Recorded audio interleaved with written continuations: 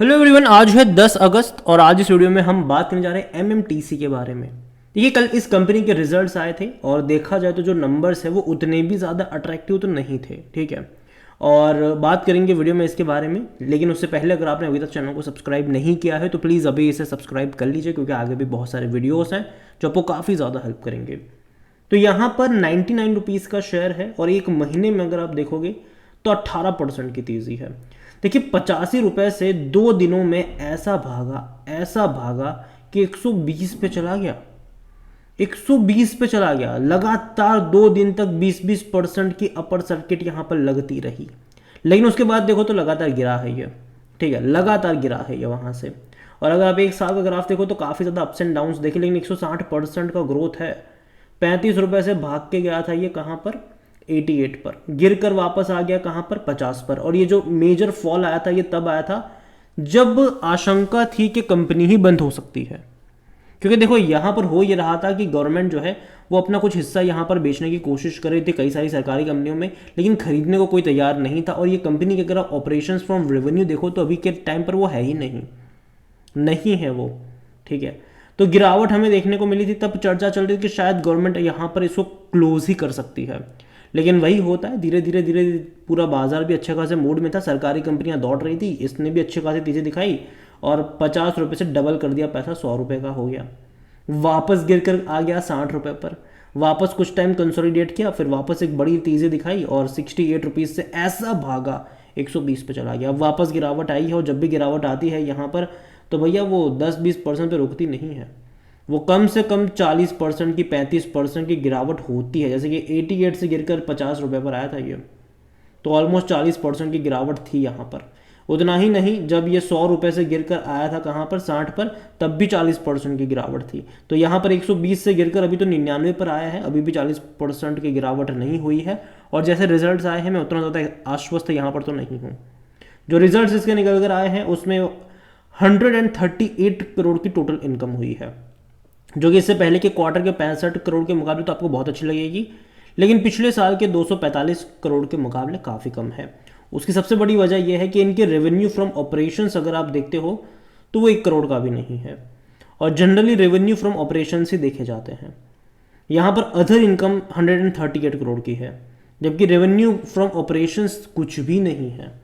तो जाहिर सी बात है, कुछ ऑपरेशंस चल ही नहीं रहे इनके, तो कॉस्ट ऑफ मटेरियल कहाँ से कुछ होगा, परचेजिंग स्टॉक ट्रेड भी कुछ नहीं है। यहाँ पर एक ही खर्चा है, वो है एम्प्लॉयज़ का। एम्प्लॉयज़ की सैलरी चल रही है यहाँ पर 43 करोड़ के आसपास की, तो एक एम्प्लॉयज़ का ही यहाँ पर खर्चा है। और देखो, बढ़ गया एम्प्लॉयज़ का खर्चा अगर आप देखोगे तो। पिछले क्वार्टर में यही एम्प्लॉय बेनिफिट जो है, एक्सपांस जो खर्चा है, वो 22.5 करोड़ का था, सीधा डबल हो गया यहाँ पर। पता नहीं किए क्यों, लेकिन हालांकि पिछले साल 58 करोड़ का भी था। ठीक है, वही खर्चा, तो कह सकते कि हाँ है ज़रूरी है।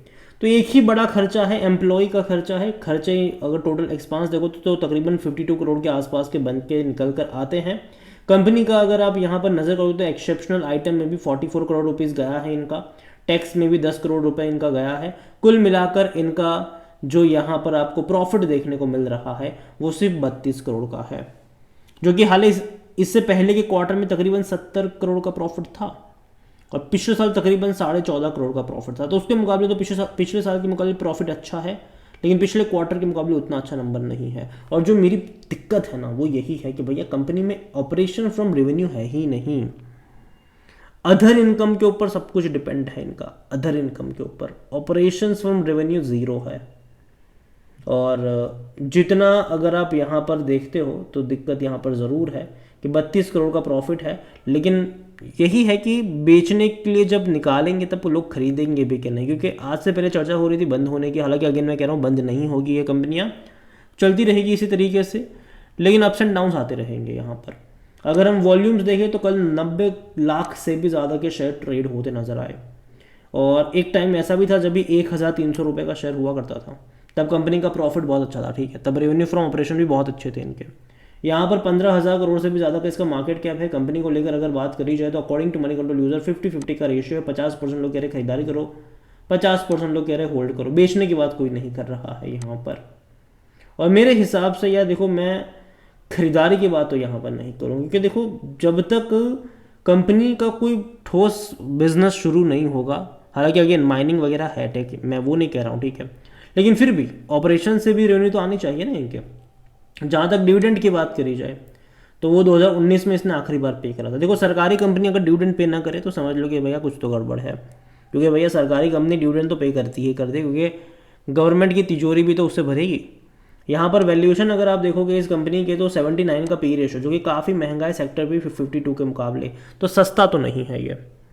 वैल्यूएशन वाइज अगर आप देखो ऑलरेडी 120 रुपये से गिरकर 100 पर आया है, लेकिन फिर भी सस्ता नहीं, अभी भी आप इसको महंगे वाली लिस्ट में कैटेगरी में डाल सकते हो। कोई भी एनालिस्ट खरीदारी की बात यहाँ पर मतलब अपनी राय यहाँ पर नहीं दे रहा है। फिनेंशियल्स अगर हम देखें तो देखिए इनके रेवेन्यू देखोगे तो 140 करोड़ के आसपास के इस बार रहे, जबकि एक टाइम था जब इनके रेवेन्यू 2-2 हज़ार करोड़ हुआ करते थे। 2280 करोड़, 1500 करोड़, 2440 करोड़, इतने हाई रेवेन्यूज थे इनके। और प्रॉफिट भी 100 करोड़ से ज़्यादा का ही था, और इवन एक बार तो 1500 करोड़ भी, हालांकि वो वन टाइम प्रॉफिट था। तो यहाँ पर देखो एटलीस्ट चलो प्रॉफिट अप्स एंड डाउन्स है, लेकिन रेवेन्यू जो थे वो काफ़ी अच्छे थे इनके। 2-2 हज़ार, 3-3 हज़ार करोड़ के क्वार्टरली रेवेन्यू थे। आज वो 100 करोड़ में सिमट रहे हैं इनके रेवेन्यू। और देखो धीरे धीरे घटना शुरू हुए थे। दिसंबर 2022 में 800 करोड़ रहे, फिर 750 करोड़ रहे, फिर 300 करोड़ रहे, और एक क्वार्टर में तो भैया लॉस, मतलब रेवेन्यू नेगेटिव में कैसे हो सकता है तो वो भी था यहाँ पर। फिर 100 करोड़ रहा, फिर 100 करोड़ रहा, फिर अभी 140 करोड़ है, जो कि पिछले 3-4 क्वार्टर के मुकाबले अच्छे रेवेन्यू मैं कहूँगा इसको। और प्रॉफिट अगर आप देखो तो ठीक ठाक है, कोई इतना बड़ा एक्साइटिंग बनने वाला प्रॉफिट ये कतई नहीं है। इससे पहले के क्वार्टर में भी 50-55 करोड़, 70 करोड़ तक के प्रॉफिट हमने देखे हैं, तो कोई उतना ज़्यादा एक्साइटिंग नहीं है ये प्रॉफिट वाला नंबर, इवन कम ही हुआ है। जहाँ तक शेयर होल्डिंग के बारे में देखें तो प्रमोटर की जो होल्डिंग है वो 89.93% की है। कौन है? गवर्नमेंट है यहाँ पर, और ये होल्डिंग ही तो बेचनी है इनको, ठीक है। अब देखते हैं कि बेच पाते हैं कि नहीं, मतलब इसको 75% पर लेकर जाना है। और अगर आप प्रमोटर के बाद देखोगे तो वो रिटेल इन्वेस्टर सबसे ज़्यादा है, यहाँ पर 6.55% पर है। अदर पार्टीज 0.84% की होल्डिंग लेकर बैठे हैं। म्यूचुअल फंड के पास 0.53% है। डोमेस्टिक इंस्टीट्यूशन 2.13% पर है, और एफआईएल्स यहाँ पर 0.02% का स्टेक लेकर बैठे हुए हैं। ओवरऑल अगर मैं बात करने जाऊँ एमएमटीसी को लेकर तो कंपनी मेरे हिसाब से फंडामेंटली काफ़ी वीक मुझे लग रही है। इनका जो रेवेन्यू आ रहा है, इनकम आ रही है, वो इनके ऑपरेशन से बिल्कुल भी नहीं, वो एक अदर इनकम है, वहाँ से वो आ रहा है। और प्रॉफिट भी देखो तो उतने कोई खास बड़े अच्छे प्रॉफिट नहीं है। और वैल्यूएशन भी अगर आप देख रहे हो तो इसका जो पी रेशियो वो महंगा तो है। और जिस तरीके से बाज़ार में अभी माहौल चल रहा है, सरकारी कंपनियों की कुछ कुछ पिटाई भी हो रही है। इसके अलावा वहाँ पर प्रॉफिट टेकिंग ज़्यादा हो रही है, जहाँ पर रिस्क ज़्यादा इन्वॉल्व होता है। जब भी बाज़ार में गिरावट आती है तो लोग कहीं ना कहीं अपना पैसा जो है वो स्मॉल कैप और मिड कैप से निकालते हैं, जहाँ पर रिस्क ज़्यादा होता है, ठीक है, और उन लार्ज कैप में रखना शुरू करते हैं जहाँ पर रिस्क कम होता है। इवन कुछ मिड कैप स्मॉल कैप भी होते हैं जहाँ पर रिस्क कम होता है, लेकिन यहाँ पर अगर आप देखो इस कंपनी को लेकर स्पेसिफिकली अगर हम बात करें तो यहाँ पर रिस्क ज़्यादा है, रिवॉर्ड कम है, स्पेसिफिकली इस लेवल पर पहुँचने के बाद। अगर अपने एग्जिस्टिंग लेवल से मैं अभी भी मान के चल रहा हूँ कि हो सकता है कि आपको ये दोबारा से 80-85 का लेवल देखता हुआ नज़र आ जाए। अगेन ये मेरा पर्सनल ओपिनियन है, कोई भी इन्वेस्टमेंट एडवाइस ये नहीं है। ये वीडियो को यहीं पे एंड करता हूँ। पसंद आया हो तो लाइक करो, शेयर करो, चैनल में अगर आप पहली बार हैं तो प्लीज़ सब्सक्राइब करें। और एमएमटीसी के बारे में आप क्या सोचते हैं वो भी आप मुझे कमेंट में लिखकर बता सकते हैं। इसके अलावा अगर आप चाहते हैं कि मैं किसी और सरकारी कंपनी के ऊपर भी एक डिटेल वीडियो बनाऊँ तो कमेंट में उसका नाम लिखेगा। जितनी ज़्यादा कमेंट आएगी उतना ही जल्दी वीडियो आएगा। Thank you.